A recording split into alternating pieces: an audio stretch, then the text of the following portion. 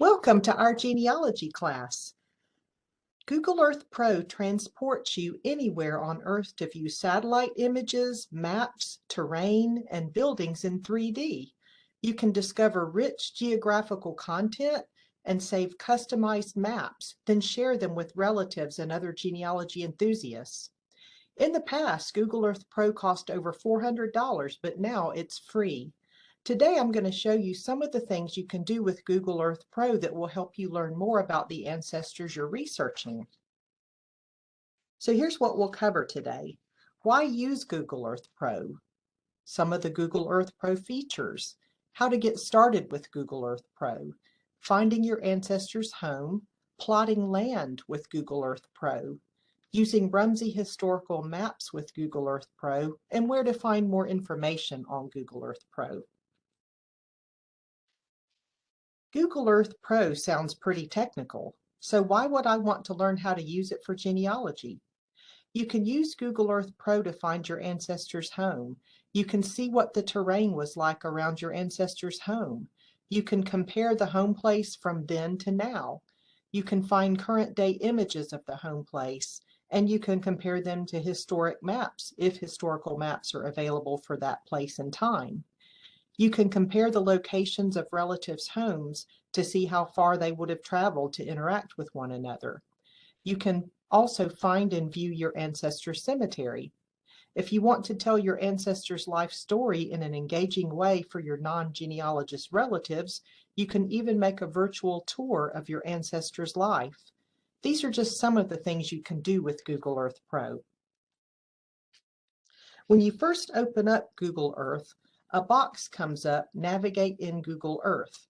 You can click the hyperlink to learn more about how to navigate in Google Earth.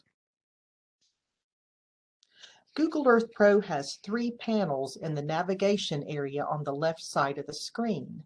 In the search panel, which I've surrounded with a yellow box, you can search for a location by country, town and state, zip code, or address. If more than one location matches your search query, Google Earth will list them so you can choose the one you're looking for, sort of like a regular Google search. You can also search for businesses in Google Earth, and you can get directions by clicking Get Directions and then entering your starting location and your destination. The second part in the navigation panel is the Places panel, which I've surrounded with a green box. You can find, organize, and go back to locations you've looked at before. At the bottom of the Places panel is the Temporary Places folder. I put another image to the right of the Places panel and surrounded it with a purple box so you can see it, since Temporary Places is at the very bottom of the Places panel below what you can see on the screen. You have to scroll down to it. Google Earth Pro puts new searches in the Temporary Places folder, so you have to save places to the My Places area if you don't want to lose them. Remember, Google Earth does not automatically save your work. The Layers panel, which I've surrounded with a red box, gives you features that you can see on maps if you put a check in the box beside each feature you want to see. So if you want to see roads on your map, check the box beside roads. If you don't want to see them, then uncheck the box. David Rumsey historical maps are an important layer that you can use to compare current and past geographic features and buildings. Towards the bottom of the Layers panel is Gallery. If you click the black triangle to the left of the word Gallery, it expands to show the subcategories under Gallery, and one of those subcategories is Rumsey historical maps. Check the box beside Rumsey historical maps so you can use them as a layer. I've surrounded the gallery area with a bright blue box, and the Rumsey historical maps are highlighted in sky blue.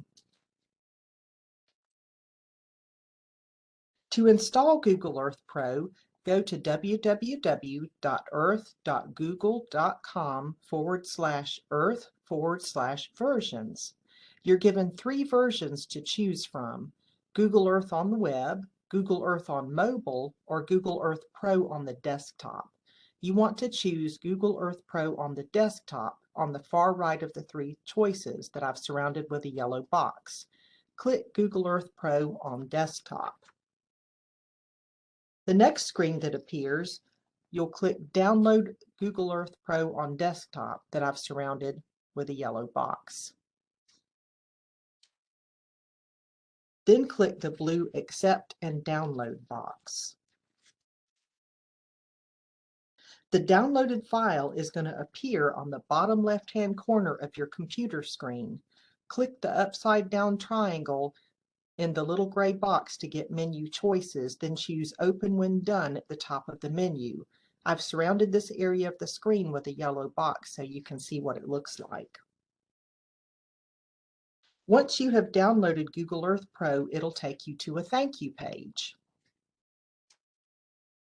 If you scroll down to the bottom of the thank you page, there's a resources link, which I've surrounded with an orange box.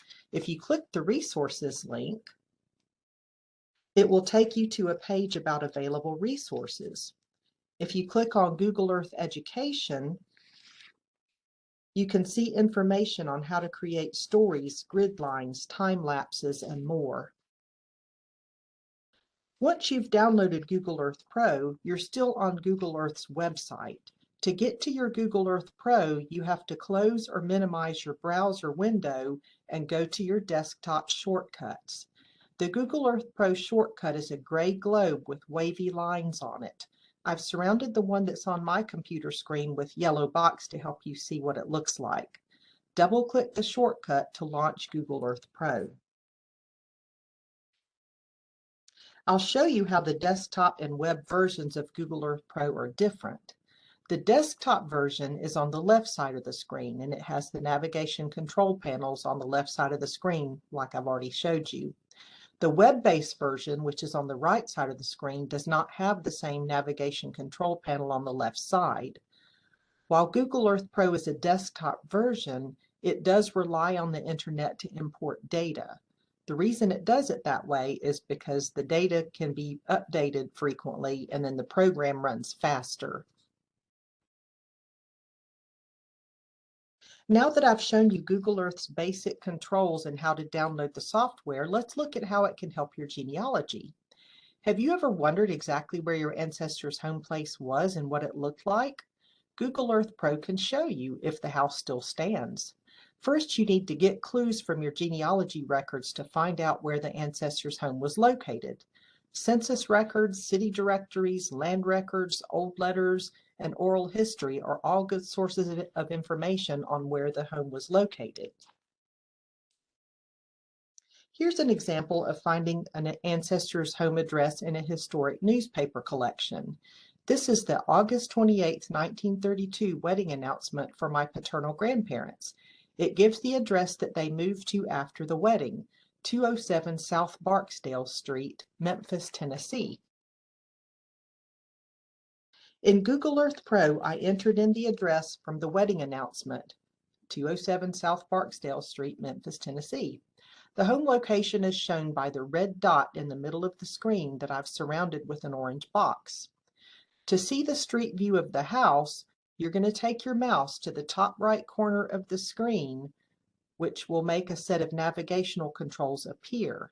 There's a little orange person that I've surrounded with a yellow box. You're going to click and drag that person down to the red dot, and then you'll be in the street view instead of looking down from overhead. So now I'm at the street view looking at the apartment building on 207 South Barksdale Street that my grandparents lived in as newlyweds in 1932. Another place to find your ancestors' home address is from city directories. Here's the 1938 city directory for Memphis, Tennessee. It shows my grandparents, Hayden L. and Kathleen T. Alford, living at 3757 Spotswood Avenue in Memphis, Tennessee. So again, I go to the search box of Google Earth and I type in the address. I click and drag the little orange man down onto the red location dot to enter Street View. Once I've entered Street View, I can see the house where my grandparents lived in 1938 when my father was 3 years old. You can use your mouse to rotate the view 360 degrees and look all around. I looked across the street from the house and saw the student recreation facility and sports complex for the University of Memphis. So the house is right beside that university campus. Census records are another way to find your ancestors' home address or location. This is the 1930 census record of my grandmother Kathleen with her parents Jasper F. and Bertie Thompson and her brothers James and Francis. Their home was at 2248 Arlington Avenue, Birmingham, Alabama. You can see Arlington Avenue written sideways on the page, and I've surrounded it with a yellow rectangle so you can see it. The street number 2248 is in the next column, and I've surrounded it with a turquoise box to help you see where it is. So I enter 2248 Arlington Avenue, Birmingham, Alabama in the search box. Then I click and drag the orange person into the red dot that's right over the address. It seems that that house may no longer be there. There's a brick building at 2242 Arlington Avenue South that's now Mayfair Condominiums. The Tudor house to its right is 2317 Arlington Avenue, and it is the location of a law firm. I can't tell whether the street numbers were redone or if the house was torn down and replaced. I wasn't able to find a historic map from the 1930s showing buildings, so I'm going to have to do more research to figure out whether that house is still there. When you're using census records to find your ancestors' location, remember that census records can contain mistakes. In 1920, before they moved to Birmingham, my grandmother's family still lived in Centerville, Alabama. The street name to the left of their census entry lists Randolph Road, which you can see to the left of the census image that shows the family names. There's no house number given in this record. I asked my father if he could remember the Centerville address, and he was able to give it to me. The address was 1224 Walnut Street.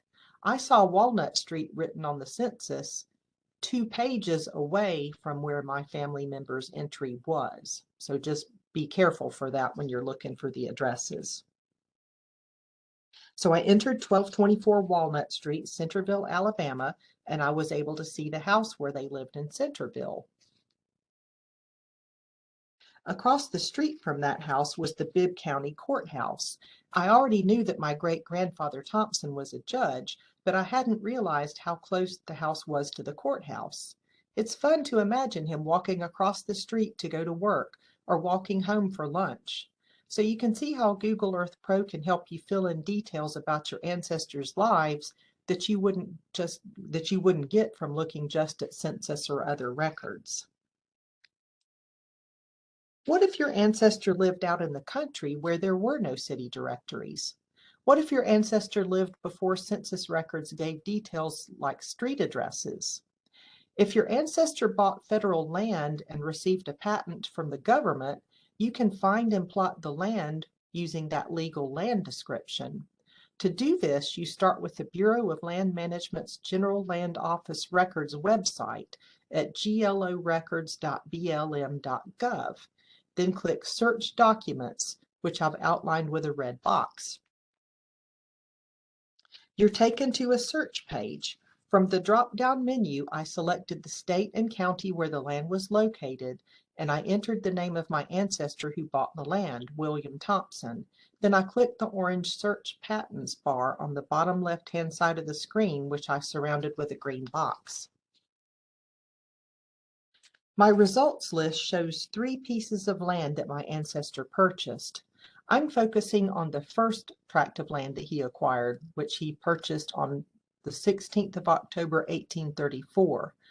The list shows the meridian, which was St. Stephen's, the township, which was 23 north, the range, which was 10 east, and the aliquots, which tell us that it was the southeast quarter of the northwest quarter of the section. It also gives you the section number, which was 18, and the county, which was Bibb. These are important details from the land description that we will use with Google Earth to look at that land. We'll also be using EarthPoint along with Google Earth Pro to plot the land. EarthPoint is a website created by Bill Clark that uses Google Earth in many wonderful ways. You can find EarthPoint at www.earthpoint.us. You have to create a free account in order to plot your ancestors' land. Once you have done that, click Township and Range, which I've surrounded with a red box.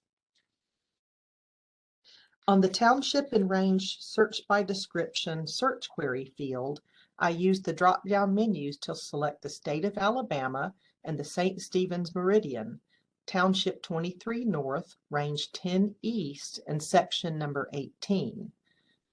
Then I click the Fly onto Google Earth button, which I've surrounded with an orange box.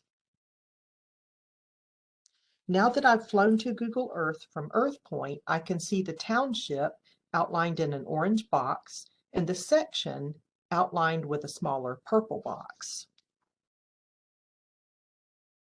To outline my ancestors' tract of land within the section, I used the Add Polygon tool. So I click Add on the toolbar and select Polygon from the drop-down menu. And I've surrounded that with a yellow box so you can see where that is on the screen.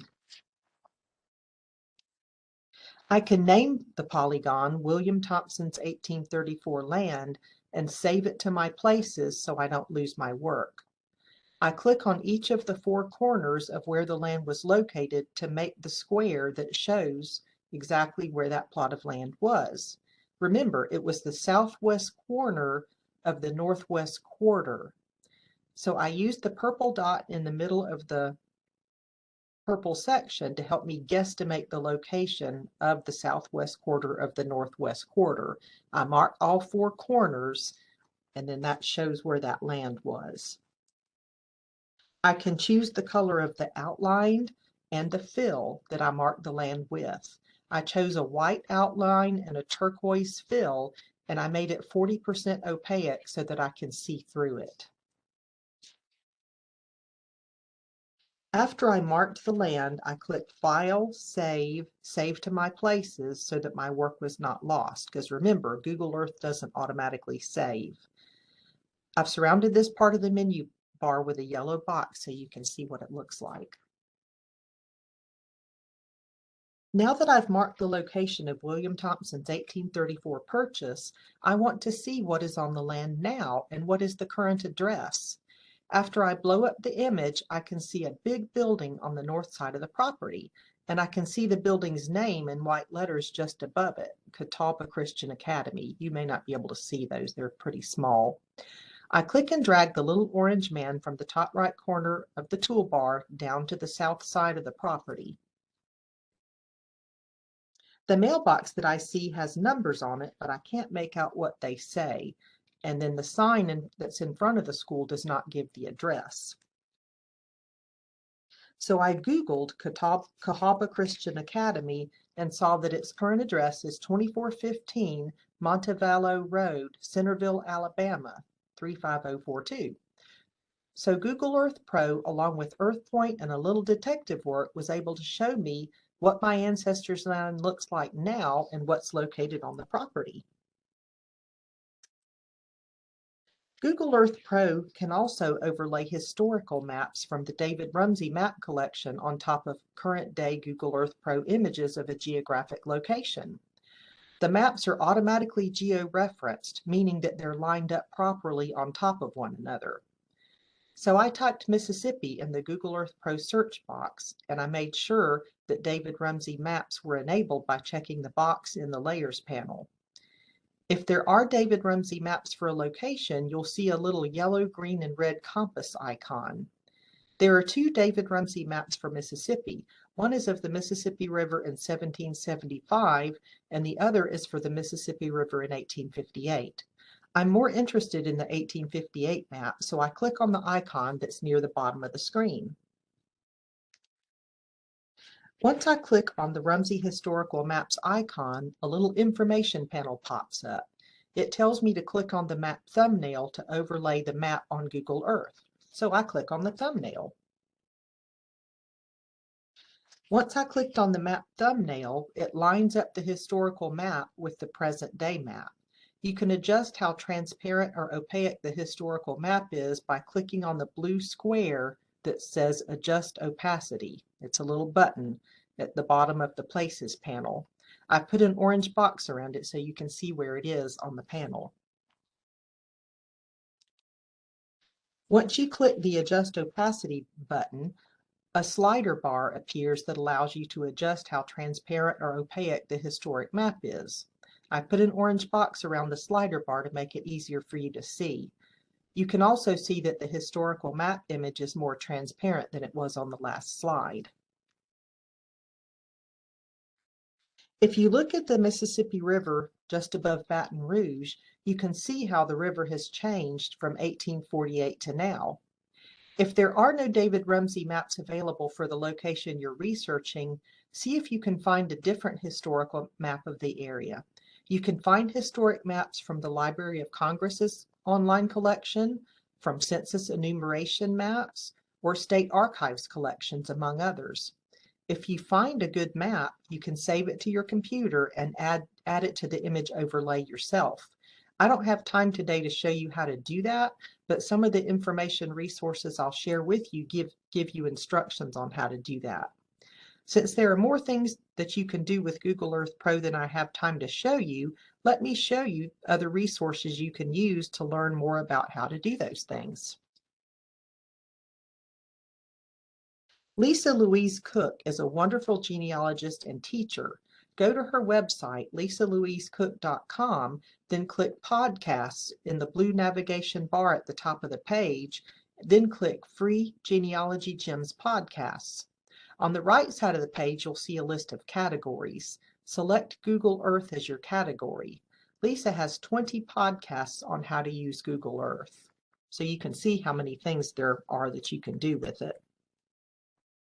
Lisa Louise Cook also has a YouTube channel. I searched her videos for Google Earth and found many videos on how to do all kinds of things with Google Earth. Cindy's List is always a good place to find informational websites about a topic. You can find videos, blog posts, and even a Google Earth for Genealogy Facebook group that you can join. The Family Search Wiki has an article on how to use Google Earth Pro for genealogy. It includes ideas on how to use the program, basic instructions, and an explanation of the various features of Google Earth Pro. Georgia Pines libraries have books on Google Earth Pro that you can place on hold and check out. I used Lisa Louise Cook's The Genealogist Google Toolbox as I prepared for this class. I hope this class has encouraged you to use Google Earth Pro in your genealogy research. Please join me next month as we explore using criminal records for genealogy. Until then, happy researching!